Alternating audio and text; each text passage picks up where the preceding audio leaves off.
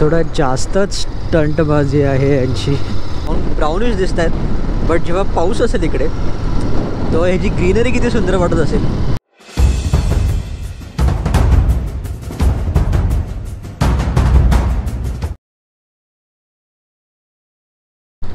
नमस्कार आणि आजच्या या नवीन ट्रॅव्हल व्हिडिओमध्ये तुम्हा सर्वांचा पुन्हा एकदा स्वागत आहे. तर आज आहे या ज्योतिर्लिंग ट्रिपचं डे 7 आणि आजच्या दिवशीचे आहे ते माझा प्रवास असणार आहे मध्य प्रदेशमधून गुजरातसाठी.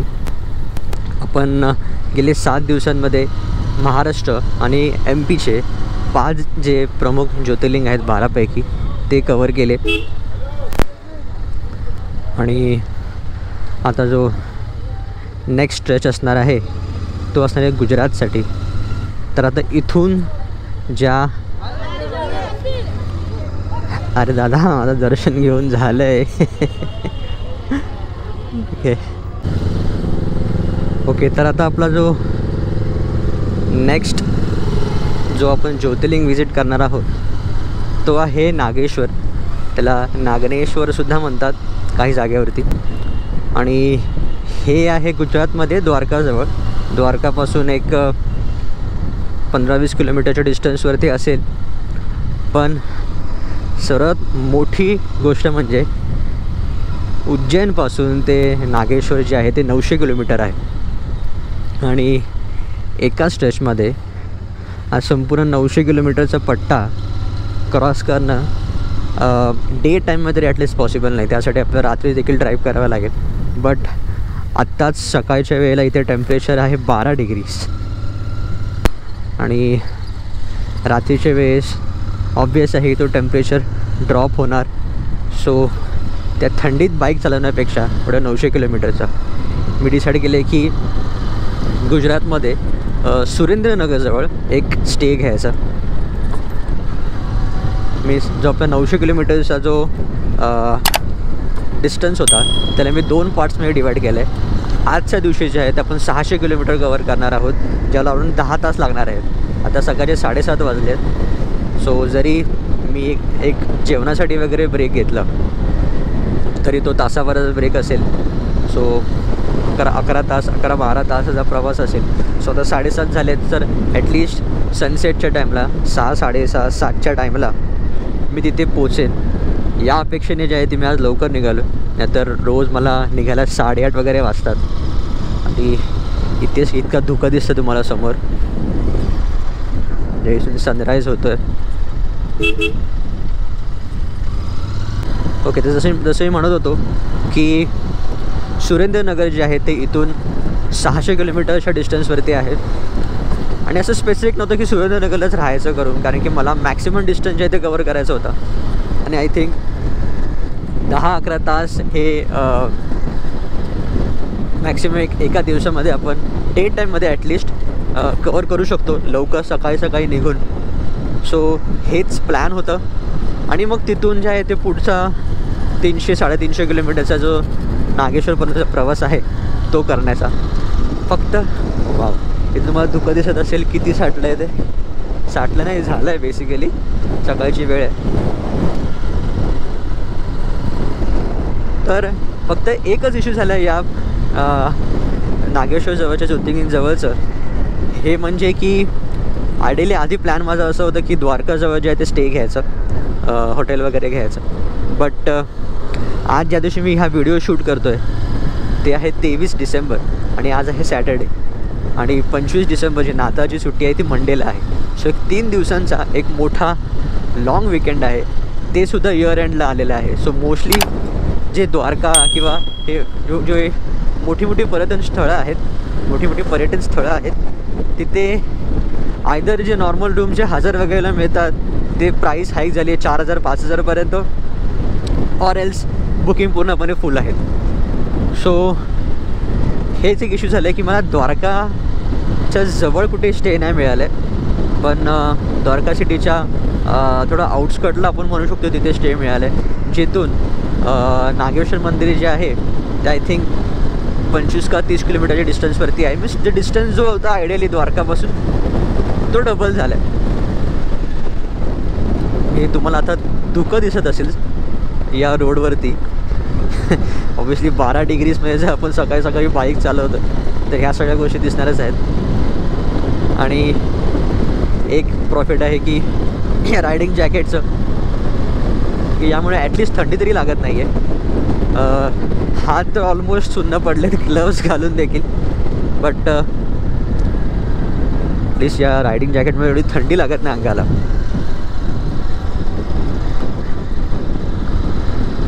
आणि जर तुम्ही डिरेक्टली या व्हिडिओवरती आला असला आणि तुम्ही आधीचे 6 व्हिडिओज जे आहेत ते पाहिले नसतील तर तुम्हाला माझ्या चॅनलवरती ज्योतिर्लिंग या सिरीजमध्ये जे आहेत ते आधीचे सर्व व्हिडिओज मिळून जातील, जेणेकरून तुम्हाला एक लिंक लागेल की आपला प्रवास कुठून सुरू झाला होता आणि आपण आता कळलंच आहे तुम्हाला की मी जातो आहे कुठे.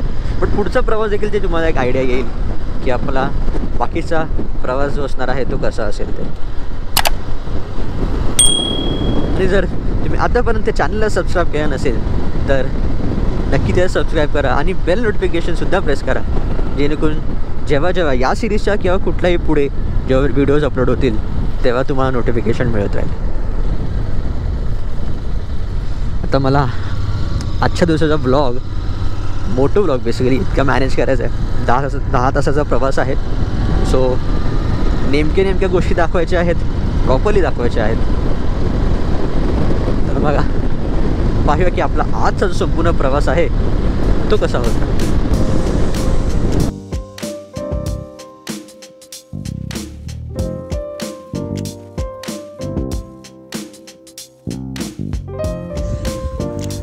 तर आता ऑलमोस्ट आपला 3 तासाचा प्रवास झालेला आहे आणि गुजरातच्या बॉर्डरपासून मी जस्ट 40-50 किलोमीटर डिस्टन्सवरती आहे.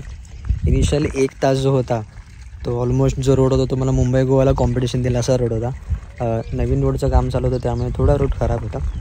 बट त्या 1-1.5 तासाच्या प्रवासानंतर जो पुढचा रोड होता तो खरंच खूप सुंदर आहे. तो मी तुम्हाला आता दाखवेनच पुढे प्रवास करताना. तुम्हाला मी हायवेचा व्ह्यू दाखवतो कसा दिसत आहे ते. थोडं मी रोडच्या या बाजूला आलो आणि इथून जो व्ह्यू दिसतोय, बाईक समोर आहे, डोंगर तिकडे मागे आहे. एक्झॅक्टली एक फोटो फ्रेमवाला व्ह्यू इथून दिसतोय.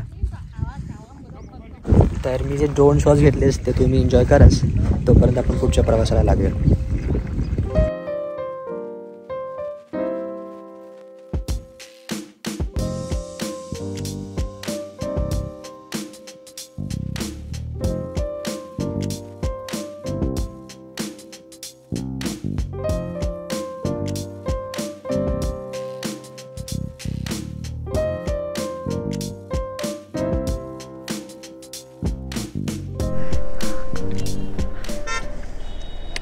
ओके, थोडा इथे खाऊन घेतलं आणखी मग 3 तास काही खाल्लं नव्हतं सकाळी ब्रेकफास्ट नंतर.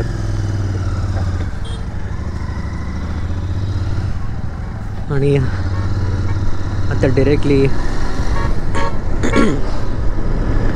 पण लंचला थांबू शकतो. आता 10:30 वाजल्यात आणि जसे मी मगाशी सांगितलं की 3 तासाचा प्रवास झालेला आहे आणि अजून 7 तासांचा प्रवास बाकी आहे. सो जर आणखी 3 तास धरले तर 1:30-2 वाजतील. जेवायचा टाईमसुद्धा होईल आणि एक ब्रेकसुद्धा होऊन जाईल. आता इतक्या वेळ थांबल्यामुळे मला टाईम दाखवतं आता की मी 5:45ला जो आजचं लोकेशन आहे तिथे पोचेल. आणि जसं मगाशी सांगितलं की इनिशियल पार्टमध्ये रोड्स थोडे खराब होते. जेव्हा मी पेट्रोल भरत होतो तेव्हा इकडचे जे लोकल्स होते ते देखील भेटले होते. नॉर्मल विचारपूस करत होते, कुठून आला आहे, कुठून जातो आहे, कुठे जातो आहे. तेव्हा त्यांनी सांगितलं की हे जे रोड्स आहेत हे गेल्या 2 वर्षामध्ये चांगले झाले. आय थिंक जेव्हा कॉरिडॉर बनवलं उज्जैनला तेव्हाच हे रोड जे आहेत ते देखील चांगले केले गेले होते असं त्याचं म्हणणं आहे. आता एक्झॅक्ट याच्यामध्ये किती तथ्य आहे हे माहीत नाही, बट हे रोड्स खरंच खूप चांगले आहेत. जसं मला म्हटलं की इनिशियल जो पार्ट सोडला उज्जैनवरून जेव्हा मी निघालो होतो, जस्ट 1 तासाचा जो रोड होता, आय थिंक त्या रोडचं देखील चौपदरीकरणचं काम चालू आहे त्यामुळे तो रोड थोडा खराब आहे. बट जर ते नसतं तर देखील आपल्याला असंच रोड काहीसं मिळालं असतं. पण हा देखील रोड खूप सुंदर आहे, व्ह्यू देखील खूप सुंदर आहेत. तुम्ही मावशी ड्रोन शॉट देखील पाहिले असतील. थोडं टेम्परेचर वाढलेलं आहे, 21 झालं आहे. जेव्हा सकाळी मी निघालो होतो तेव्हा 12 डिग्री होता, आता ऑलमोस्ट 21 डिग्रीज आहे. तर रायडिंगसाठी खूप चांगलं टेम्परेचर आहे ॲक्च्युली, कारण की हात वगैरे थंड पडत नाही आहेत, इतकंही थंडी नाही आहे आणि इतकंही गरम नाही आहे. सो एक मधलं चांगलं टेम्परेचर मिळालं आहे. आणि त्यासोबतच मी सुरेंद्रनगरचं देखील टेम्परेचर चेक केलं की तिकडे कसं आहे. कारण की उज्जैनला जसं मी सकाळी म्हटलं की 12 डिग्रीज टेम्परेचर होतं सकाळी जेव्हा निघालो तेव्हा. पण सुरेंद्रनगरला जिथे मी थांबणार आहे तिथे 17-18च्या आसपास टेम्परेचर आहे आणि सकाळच्या वेळेस म्हणजे यावेळेस 21-22 वगैरे आहे. सो फेअरली चांगला टेम्परेचर आहे, एवढा काही त्रास होणार नाही गाडी चालवताना. ॲटलीस्ट हात तरी थंड पडणार नाहीत आपले बाईक चालवताना. आणि इथून 40 किलोमीटरमध्ये गुजरात ऑफिशियल गुजरात लागेल आपल्याला. इथे आता मी जेव्हा नाश्ता करत होतो तेव्हा बरेचसे लोक गुजराती बोलत होते. टुरिस्ट नाही तर लोकल्स म्हणतो आहे मी. ऑब्वियस असतं की जे बॉर्डरचा पार्ट असतो 2 स्टेट्सचा, इथे 2 कल्चर काइंड ऑफ मर्ज होतात कुठे ना कुठे. त्यांच्या भाषेमध्ये थोडा वेगळेपणा असतो ॲज कम्पेअर्ड टू द भाषा जी सेंटरच्या सिटीमध्ये असते, सेंट्रल पार्ट ऑफ द स्टेटमध्ये असते, नॉट सिटीमध्ये, स्टेटच्या सेंटरला असते. थोडा भाषेचा फरक आपल्याला इथं जाणवतोच. तेच मला थोडं मगाशी जाणवला. पण आता आय थिंक जसं जसं आता आपण गुजरातमध्ये एंटर करू तसं जे प्रॉपर गुजराती लँग्वेज स्पीकिंग लोक आहेत ते आपल्याला मिळतील. आणि अजून एक गोष्ट म्हणजे ज्या MP च्या गाड्या होत्या त्या आता हळूहळू कमी झाल्यात आणि मला मोस्टली गुजरातच्या नंबर प्लेट्सवाला GJ जो नंबर प्लेट आहे गुजरातचा त्या नंबर प्लेट्सच्या गाड्या जास्त दिसायला लागल्यात आता. ऑब्वियस आहे, स्टेट गुजरात स्टेट जवळ आहे तर ते आपल्या गाड्या दिसणारच आहेत. अजून एक गोष्ट म्हणजे हा रोड जो आहे तो मला काहीसा जो कोल्हापूर साताऱ्याचा पट्टा आहे, जेव्हा आपण कोकणातून अनुस्कुरा घाटने कोल्हापूरमध्ये एंटर करतो तिथून जेव्हा जो रस्ता स्टार्ट होतो कोल्हापूरचा आणि जेव्हा पण तुम्ही कराडला जाऊन मिळता, नॉट एक्झॅक्टली कोल्हापूर बट तो कराडचा परिसर आहे. जेव्हा मी कोकण कोस्टल रोडची ट्रिप केली होती तेव्हा कोकणातून अनुस्कुरा घाटाने कराडला मी जॉईन केलं होतं रोड आणि तिथे देखील असेच रोड्स होते. किती सुंदर वाटतं बघा. या साईडला डोंगर आहेत, आपण ऑलमोस्ट डोंगराच्या टॉपवरून जी आहे ती बाईक चालवतात. खरंच खूप सुंदर वाटतं. जस्ट इमॅजिन करा की आता तरी डिसेंबर असल्यामुळे हे संपूर्ण जे डोंगर आहेत ते तुम्हाला ब्राउनिश दिसत आहेत, बट जेव्हा पाऊस असेल इकडे तेव्हा ह्याची ग्रीनरी किती सुंदर वाटत असेल. जागोजागी थांबून ड्रोन शॉट्स फ्लाय करायचं मन करतं आहे. बट ऑलमोस्ट अशाच जागेचा आपण मगाशी देखील ड्रोन शॉट पाहिला होता. So kind of the similar होऊन जाईल दोन्ही गोष्टी, त्यामुळे थांबणार नाही आहे मी आणि पुढच्या प्रवासाला लागणार आहे. होपफुली आपण लवकरच तो गुजरातचा जो हायवेचा रोड आहे तिथे पोचू, जेणेकरून आपल्याला एक कॉन्स्टंट स्पीड जी आहे ती मेंटेन ठेवता येईल. A few moments later. Okay, तर एक छोटासा ब्रेक घेतला होता आणि आता ऑलमोस्ट 12:30 झालेले आहेत.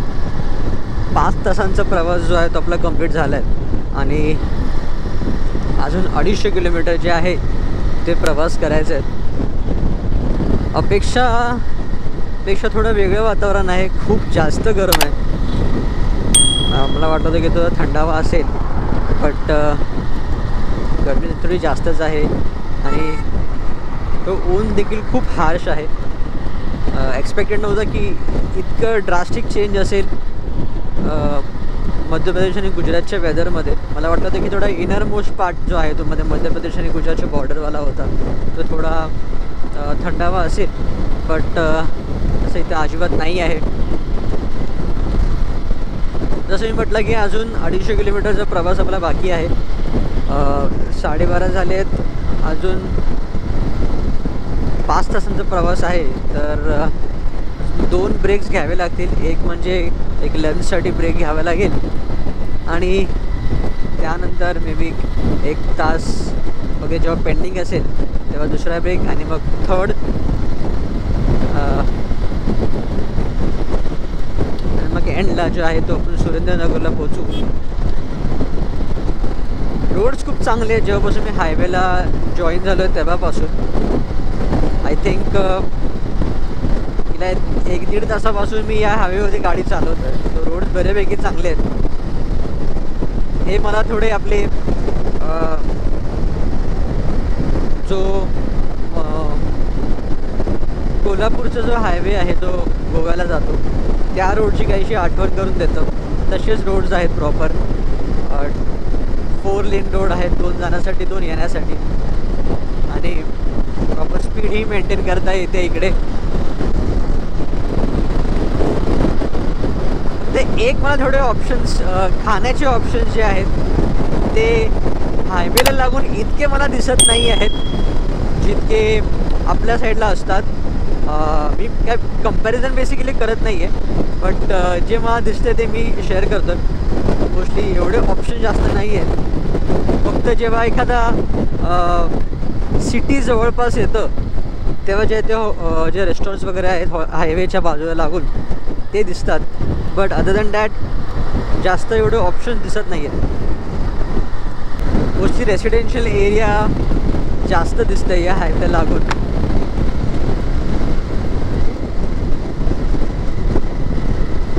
त्यामुळेच असावं की जे रेस्टॉरंट्स वगैरे आहेत ते थोडे कमीच दिसतात. पण आतापर्यंतचा प्रवास जो रोड वगैरे जे आहे ते एकदम उत्तम आहे.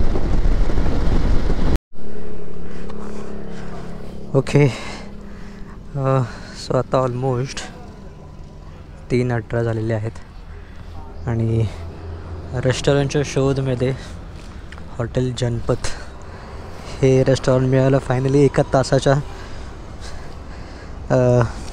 शोधनंतर. कारण की मोस्टली जे रेस्टॉरंट्स मिळत होते ते आयदर फास्ट फूड टाईप होते किंवा जस्ट चाय नाश्तावाले होते. पण असं प्रॉपर मिळालं नव्हतं तासाभरापासून. नाहीतर माझं लंच बऱ्यापैकी आधीच झालं असतं. ओके, सो इथून अजून 2 तास 20 मिनिटांचा टाईम दाखवतं आपल्याला. आणि डेस्टिनेशनला पोचण्याचा टाईम 5:40. सो एवढा तासभराचा ब्रेक घेऊनसुद्धा जास्त अफेक्ट झालेला नाही आहे आपला पोचण्याचा टाईम. सो बऱ्यापैकी ऑन ट्रॅक आहोत. कारण की मध्ये जेव्हा रोड चांगला होता हायवेवरती तेव्हा बऱ्यापैकी आपण स्पीड जे आहे ते मेंटेन करू शकलो होतो. त्यामुळे डिस्टन्स जो आहे तो जास्त कवर करायला मिळालं होतं. ओके, इथून द्वारका आहे 433 किलोमीटर्स.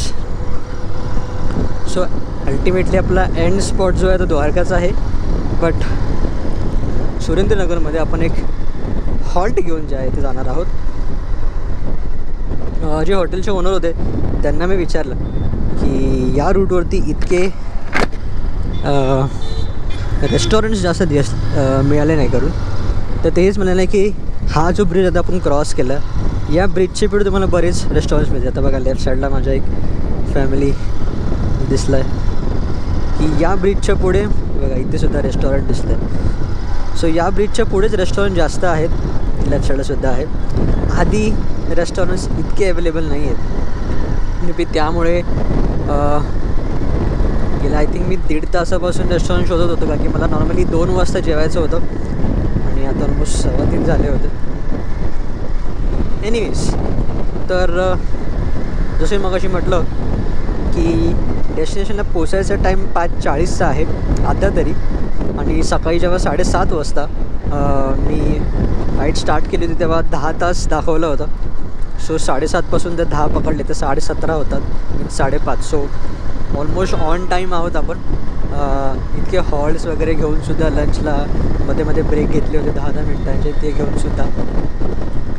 ते फक्त एका गोष्टीमध्ये झालं कारण की रोड चांगले होते मधल्या पट्ट्यामध्ये, त्यामुळे आपण स्पीड कव्हर करू शकलो.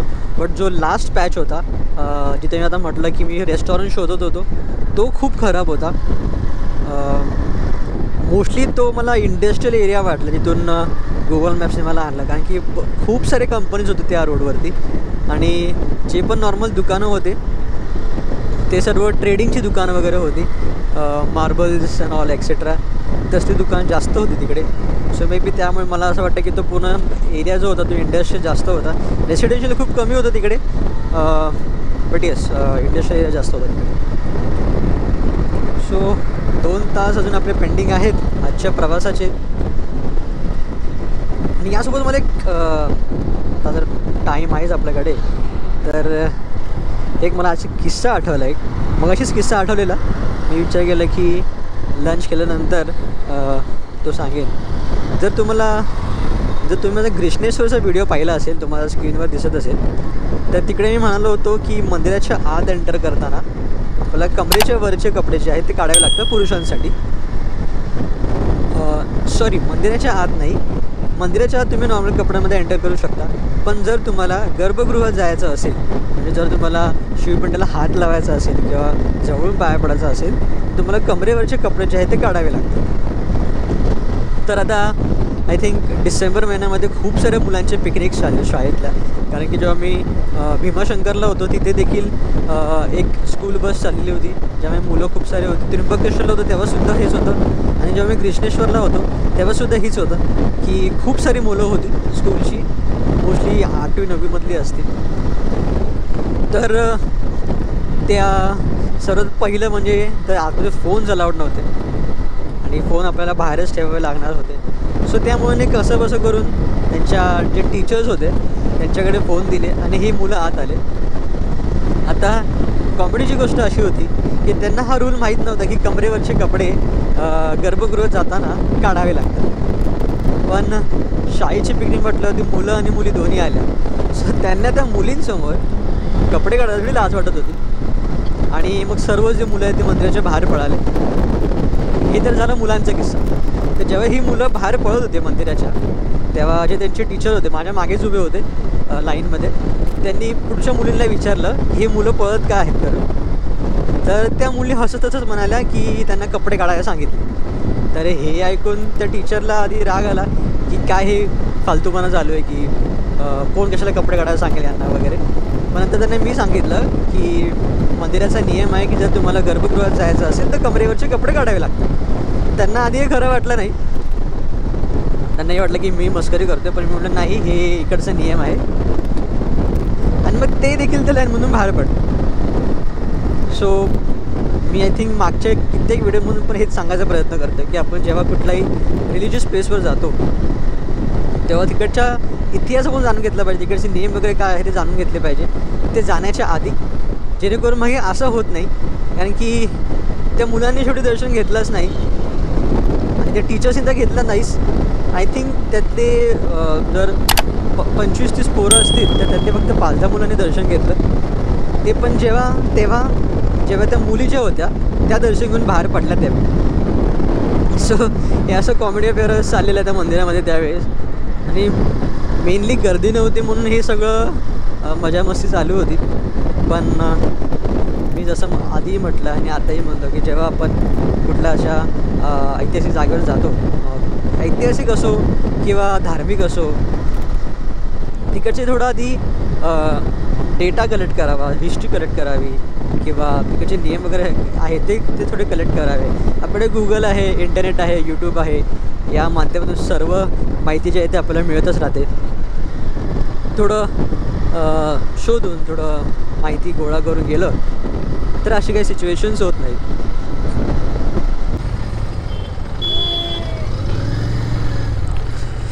फायनली पोचलो हॉटेलजवळ आणि टाईम ऑलमोस्ट झालेला आहे.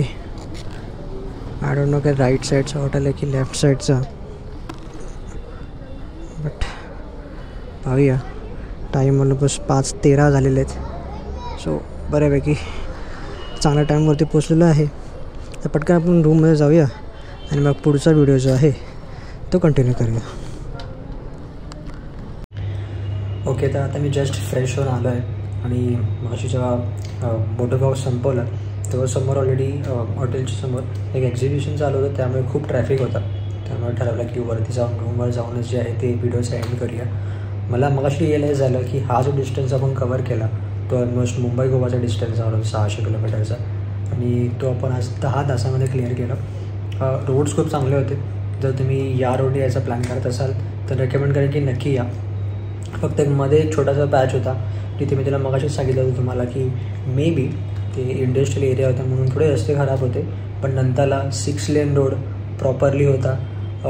जिथे मी आता राहतो आहे सुरेंद्रनगर, इथून जे आपला पुढचं ज्योतिर्लिंग आहे नागेश्वर ते अराऊंड 300-350 किलोमीटरच्या डिस्टन्सवरती आहे.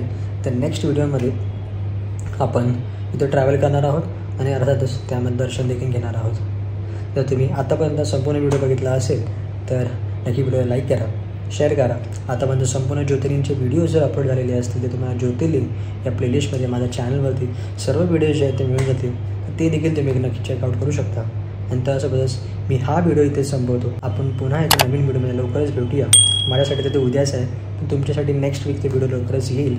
तोपर्यंत it's good bye, take care, keep travelling आणि जय महाराष्ट्र.